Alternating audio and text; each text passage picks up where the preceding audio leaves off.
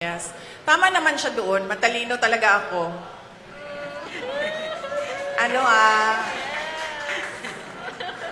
Nahiya naman ako. Hindi naman ako nagyayabang, di ba? Kasi siya naman yung nagsabi na matalino ako. So, thank you, Secretary Laurel, for saying na matalino ako. Finally, meron sa administration na nag-recognize kung gaano katalino si Inday Sara Duterte. But, ang sagot ko doon ay, huwag siya yung sumagot. Hindi naman siya si President Marcos. Diba? Hindi ko naman sinabihan si Secretary Laurel na, huy, nasaan na yung pangako mo na 20 pesos per kilo na rice? So, bakit siya yung sumasagot? Ang pangalan niya ba ngayon ay Bongbong Marcos?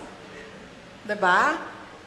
At saka bakit nagtatago yung presidente sa likod ni Secretary Laurel? Si Secretary Laurel ba yung nagsabi nun? Hindi naman eh, di ba?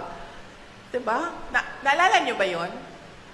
Nakita nyo ba yung video na yon? Nangangampanya pa, di ba? Oh. Di ba siya yung nagsabi? May evidence ba tayo na si Bongbong Marcos nagsabi nun? Well, si President Marcos ang nagsabi nun?